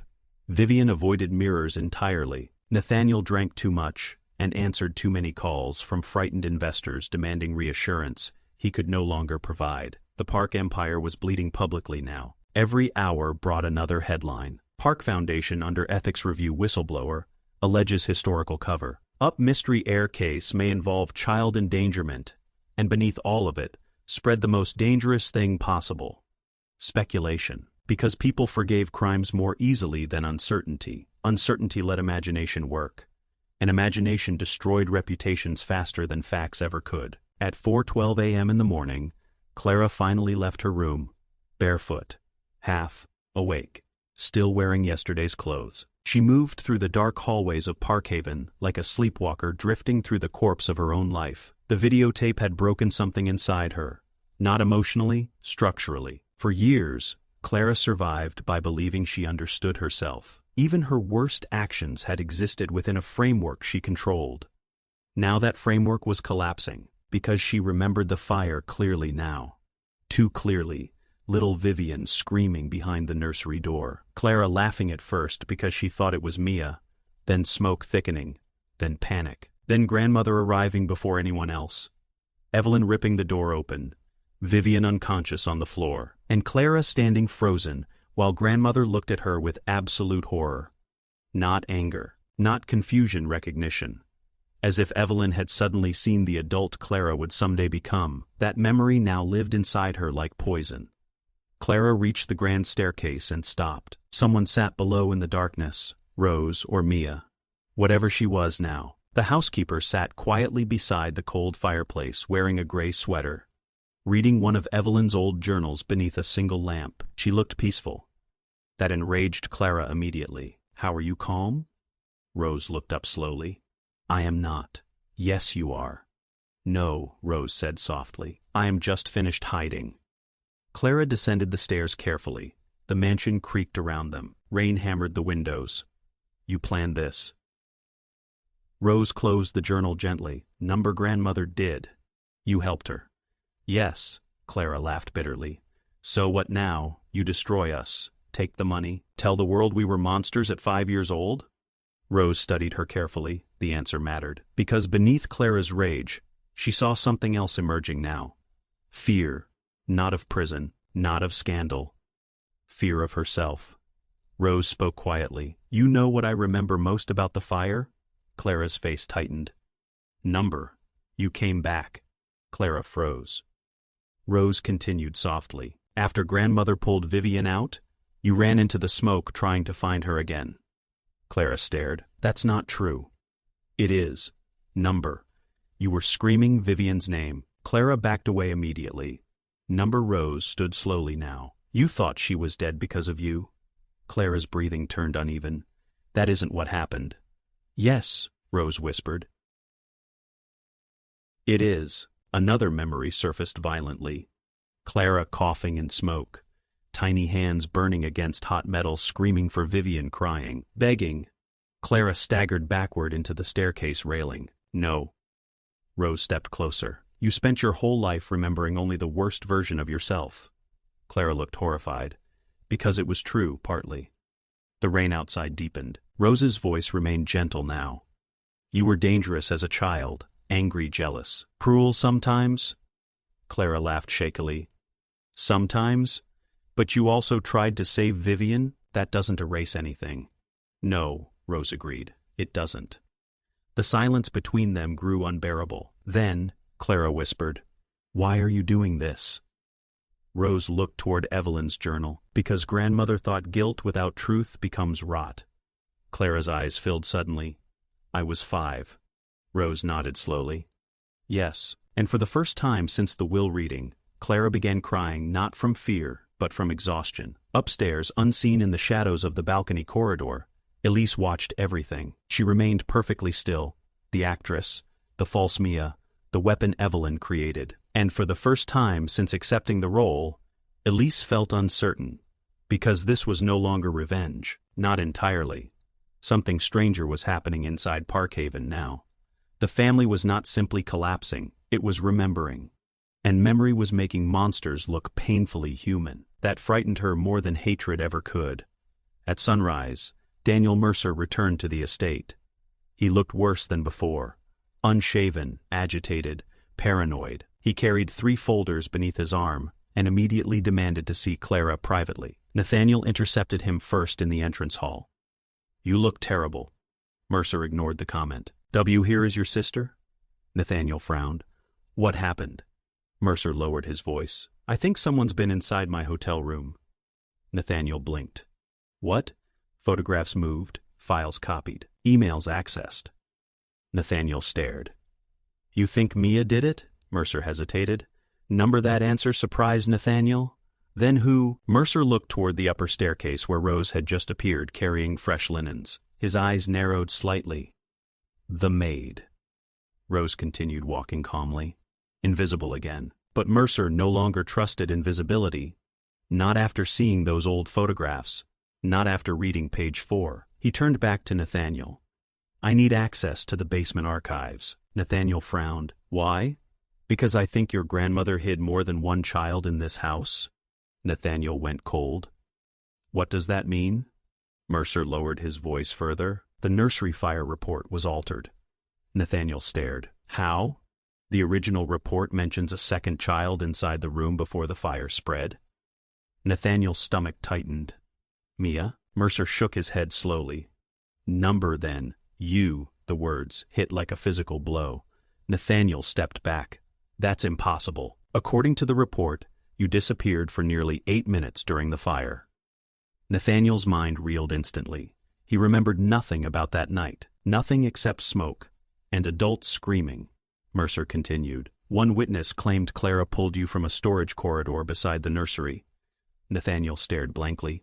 "What?" Mercer's voice became quieter. "The same corridor connected to hidden servant passages."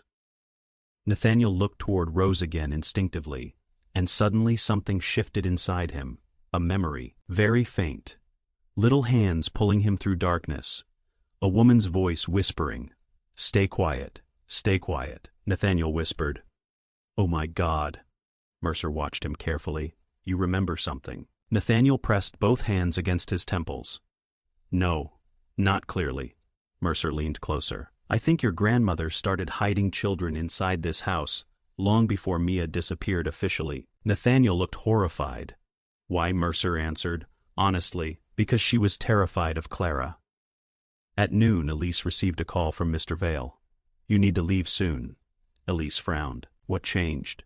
"Mercer is getting too close." "That's the point." "No," Vale said sharply. "The point was pressure, not exposure." Elise walked toward the guesthouse window. Rainwater dripped from the roof outside steadily. "He figured out I am an actress?" "Yes, and Clara is unstable now. If she learns the truth before the estate protections finalize, she may lash out unpredictably." Elise stayed silent, then softly asked, "What about Rose?" A pause. "She refuses to leave." Elise closed her eyes briefly. Of course she did, because for Rose, this was never about inheritance. It was about finally being seen. "You know," Elise said quietly, "I don't think Evelyn wanted revenge as much as confession." Mr. Vale sounded tired. "She wanted accountability?" "No," Elise whispered. "She wanted witnesses." The line went silent, because both of them knew that was true. For 25 years, Evelyn Park had watched guilt consume her family privately. Now she was forcing them to experience it publicly. Not just punishment, exposure, human exposure. And somehow, that felt crueler. That evening, Vivian finally entered Rose's room for the first time.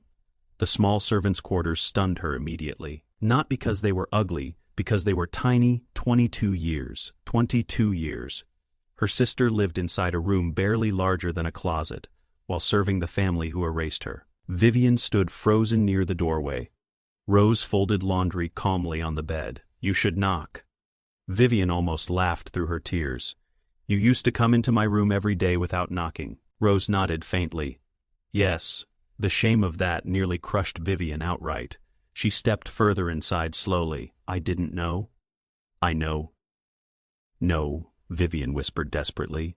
I really didn't know. Rose folded another towel. That was the problem. Vivian began crying again immediately. Everything made her cry now. Guilt had dissolved the elegant woman she spent years constructing. What happened to you after grandmother took you away? Rose paused, then sat carefully on the edge of the bed. I lived under different names for years, different schools, different apartments. Grandmother visited when she could. Vivian listened silently. She wanted to restore me eventually. Rose continued. But every year she delayed. Why? Rose looked directly at her. Because she feared what Clara might become. Vivian lowered her eyes. She was right. Rose surprised her then. No, she said softly. Not entirely. Vivian looked up weakly. Rose's expression grew distant. When we were children, Clara used to sit outside my room at night. Vivian frowned. What? She thought I didn't know. But after nightmares, she'd sit in the hallway until I fell asleep again. Vivian stared. That doesn't sound like Clara. Rose smiled sadly. That's because you only remember the parts that frightened you. The room fell quiet. Then Vivian whispered, Can you forgive us? Rose looked toward the rain-streaked window. That's not a simple question. No, Vivian admitted. I guess it isn't. After a long silence, Rose finally said, I think children deserve mercy. Vivian's face crumpled completely. And adults? Rose met her eyes calmly.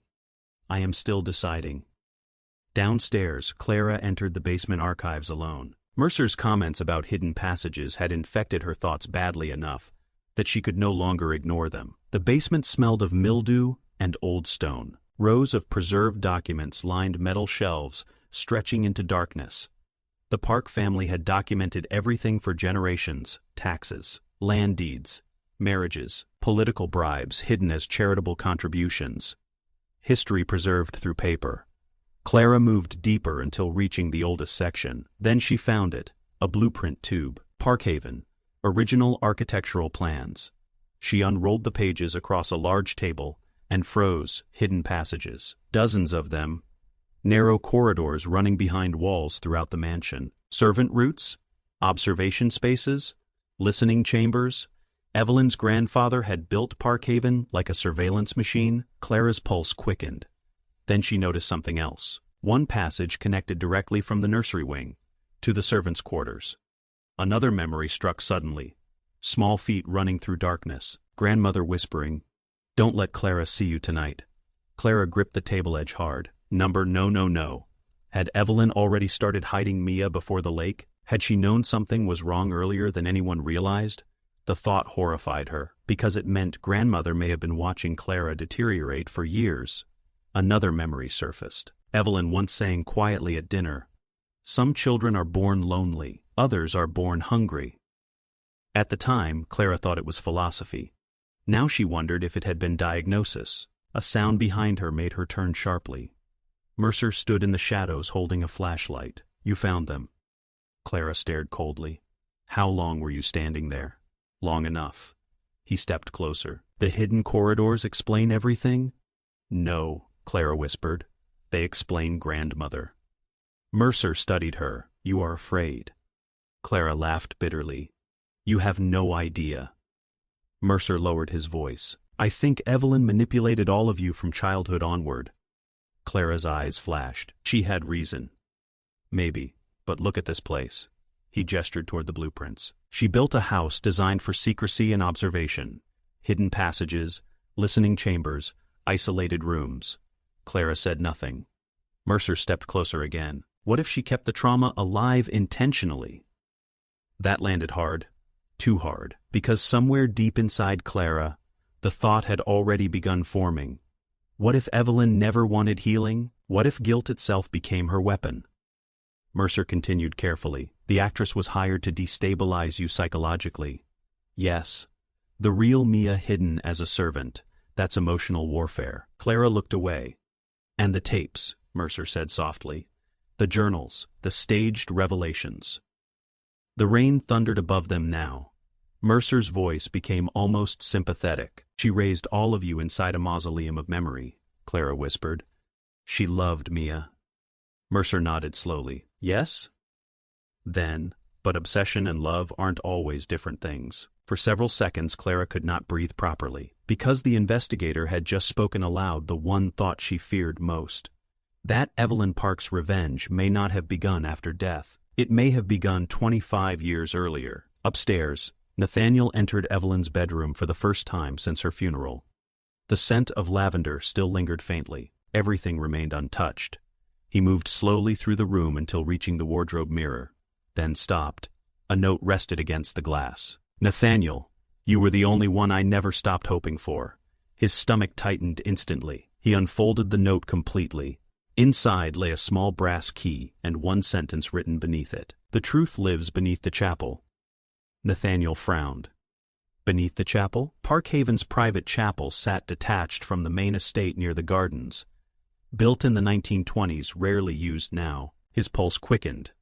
Without thinking further, Nathaniel grabbed his coat and headed into the storm. The chapel stood dark against the rain. Wind rattled the stained glass windows violently. Nathaniel unlocked the side entrance and stepped inside. Cold air greeted him immediately. Dust covered the pews, candles long extinguished. He moved toward the altar holding the brass key tightly, then noticed something strange. Scratches on the stone floor beneath the altar platform, like something heavy had been moved repeatedly. Nathaniel crouched lower, found a keyhole hidden beneath the wooden prayer rail. His hands trembled as he inserted the key. Click. A section of stone shifted slowly. A hidden staircase descended into darkness below the chapel. Nathaniel stared into it.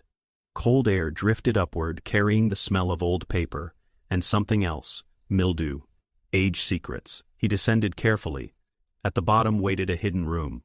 Small, windowless.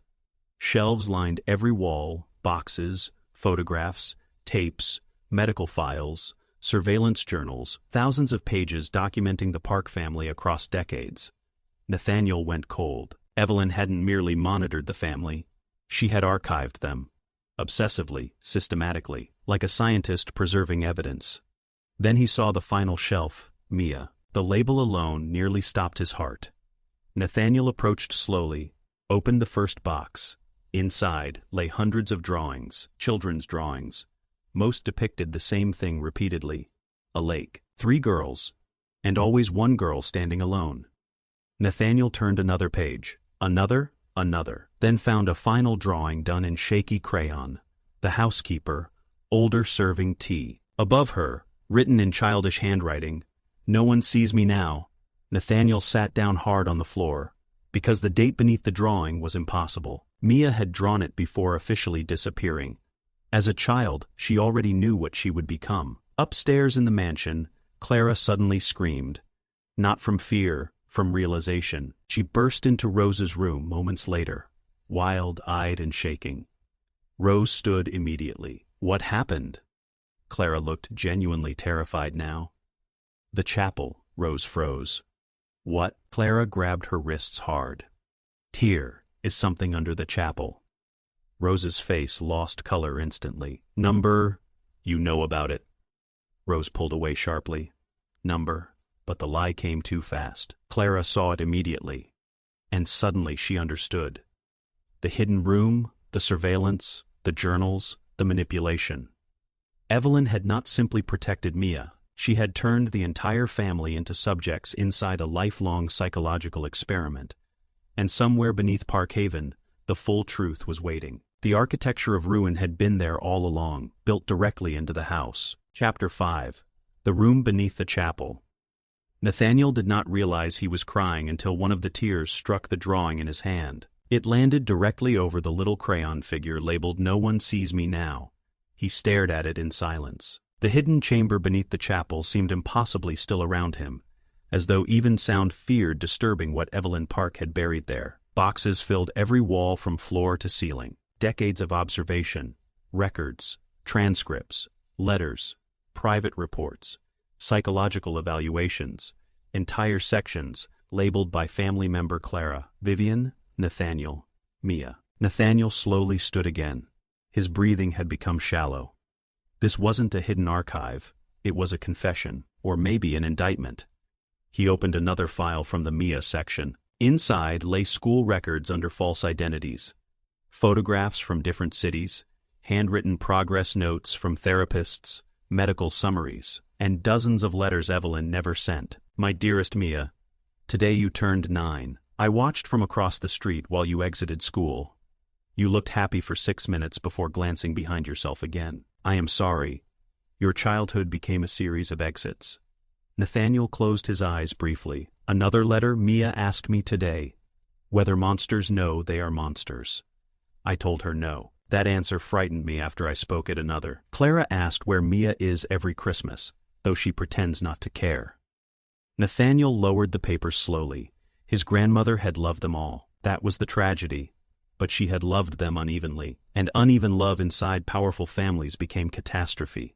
Footsteps echoed suddenly from the staircase above. Nathaniel turned sharply. Clara descended first, then Rose, then Vivian. Mercer followed behind them carrying a flashlight. Rainwater dripped from everyone's coats onto the stone floor. For several seconds, no one spoke. Then Vivian whispered, "Oh my God." The hidden room stretched behind Nathaniel like the interior of someone's damaged mind. Rose stood frozen near the bottom stair. Unlike the others, she did not look shocked. She looked wounded. Mercer moved slowly through the chamber, examining shelves with growing fascination. She documented everything. Nathaniel laughed bitterly. That's one word for it. Clara walked directly toward the Mia section. Her movements seemed almost involuntary now, like gravity pulling her toward the worst possible truth.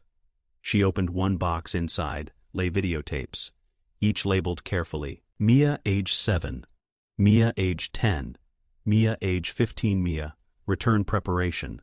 Clara stared at the final tape. Return preparation? Mercer looked up sharply. Play it. Rose immediately spoke. Number? Everyone turned toward her. Her voice trembled for the first time since the will reading. Please. Clara ignored her and inserted the tape into the old television resting near the archive desk. Static crackled. Then Evelyn appeared. Older than before, thinner, closer to death. But her eyes remained terrifyingly alive. If this tape is being watched, Evelyn began calmly, then the family has discovered the chapel archive before legal closure. She looked directly into the camera. That means Clara is unraveling faster than expected. Clara's jaw tightened. Evelyn continued. I debated for years whether to reveal the full truth. Not because I feared scandal, because I feared what knowledge would do to the surviving children.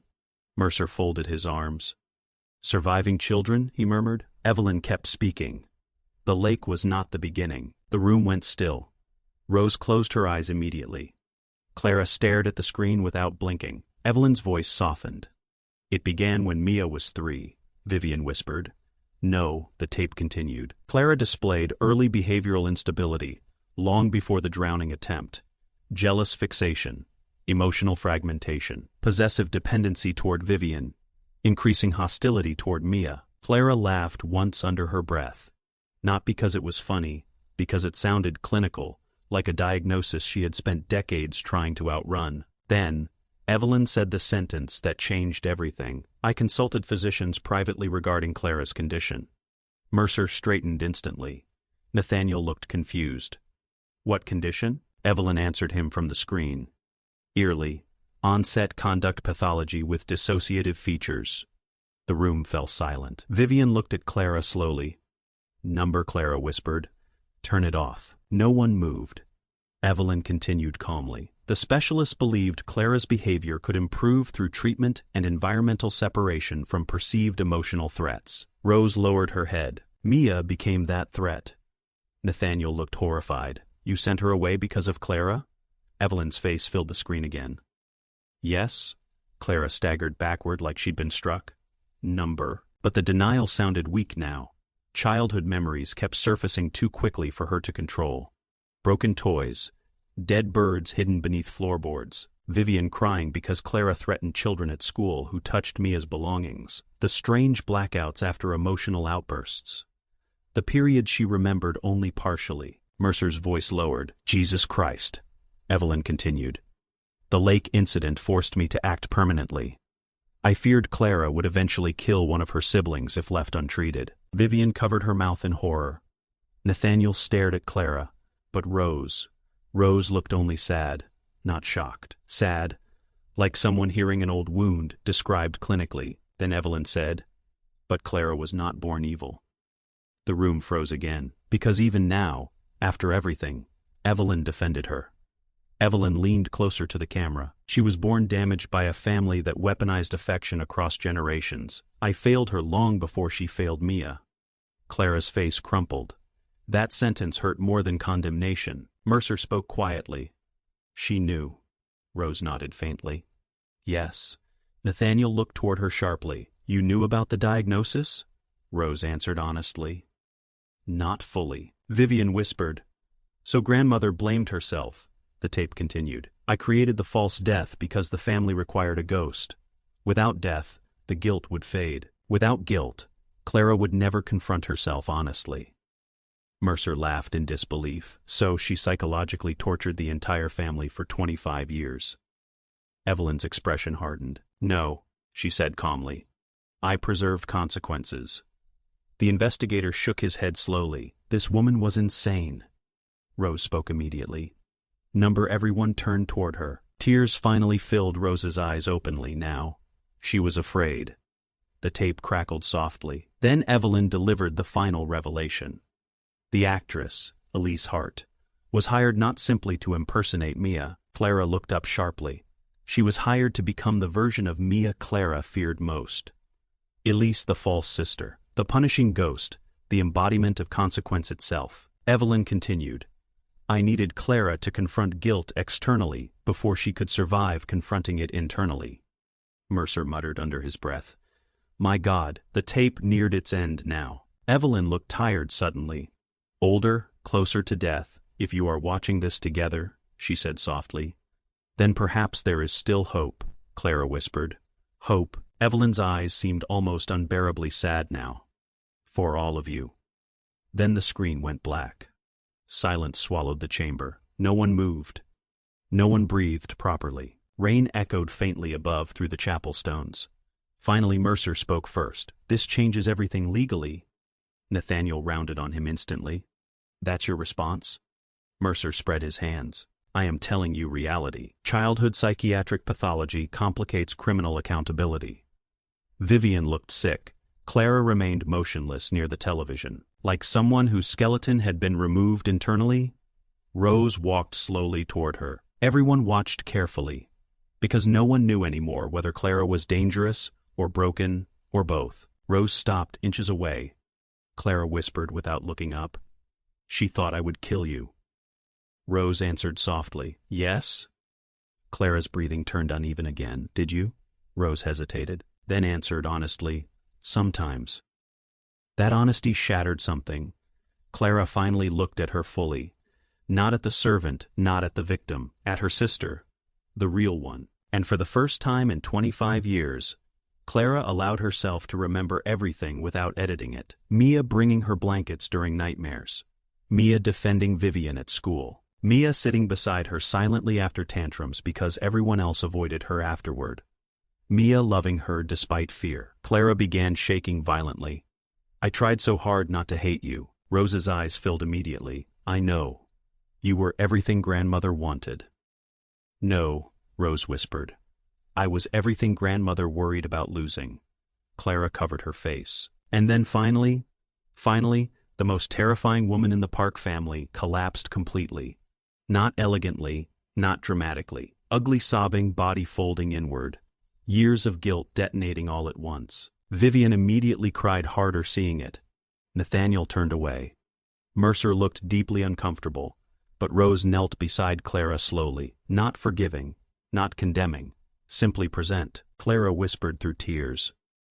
"I don't know what's wrong with me," Rose answered gently. "I think you always did." Upstairs in the chapel, Elise stood unseen near the doorway. She had arrived halfway through the tape, and now she watched the aftermath quietly. The actress, the weapon, the false ghost. She suddenly understood something Evelyn realized long ago. Revenge was never the real goal. Revenge implied satisfaction. This This was grief. Grief stretched across generations until it became architecture, built into walls, built into children, built into memory itself. Mercer finally cleared his throat. We still have practical issues. Nathaniel glared at him. You mean money? I mean criminal exposure, estate division, psychiatric records, fraud allegations involving the actress. Elise stepped into the room then. Everyone turned sharply. Mercer pointed immediately. There she is. Elise looked almost amused. Yes, here I am. Clara lifted her head slowly from the floor. For several seconds, she simply stared at Elise. Then whispered, You are not Mia. Elise met her gaze calmly. Number Vivian looked disoriented. Then what are you? Elise considered the question carefully. Then answered, A mirror. Mercer scoffed. You committed fraud. Yes. Elise agreed calmly. Under legal contract supervised by Evelyn Park's estate attorneys. Mercer frowned. That won't protect you entirely. No, Elise said softly, but it was never supposed to.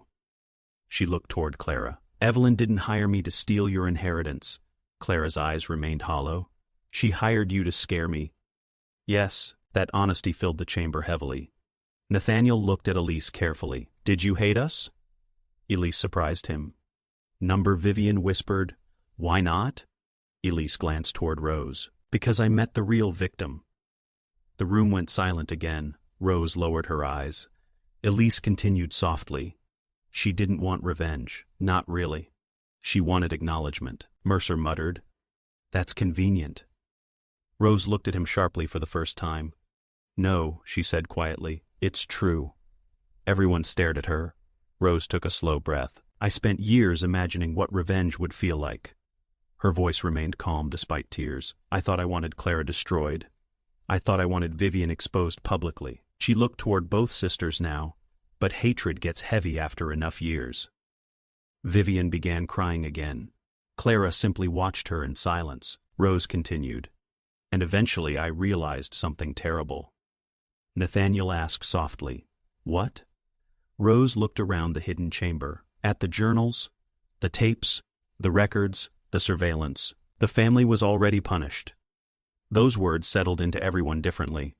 Mercer looked skeptical. Nathaniel looked devastated.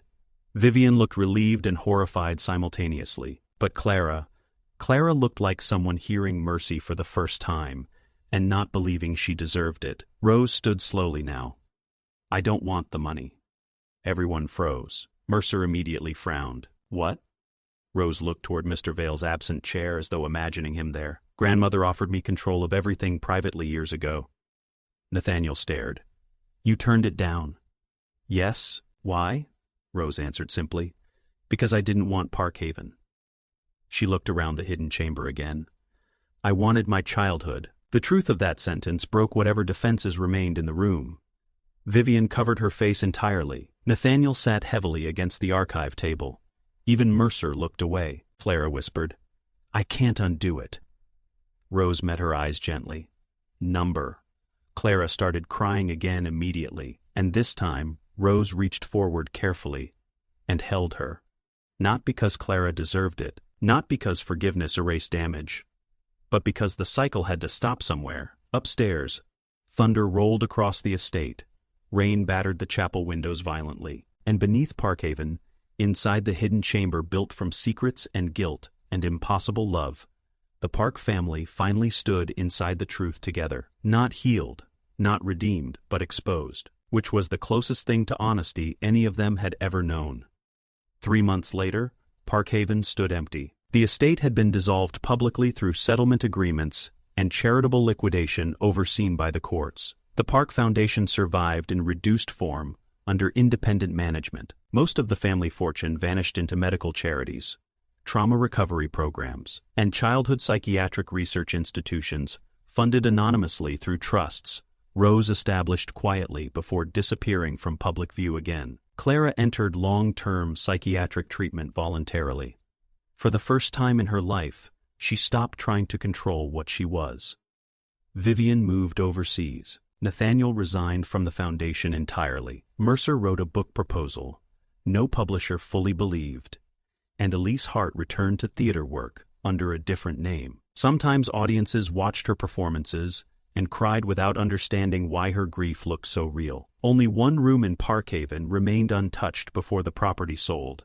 The nursery. 3 beds, 3 wardrobes, 1 broken music box, and inside the old mirror, faint beneath years of polishing, nearly invisible unless sunlight struck it perfectly, remained the outline of 4 words once written in lipstick. You held my hands. Not accusation anymore, just memory. And memory, unlike revenge, never truly leaves.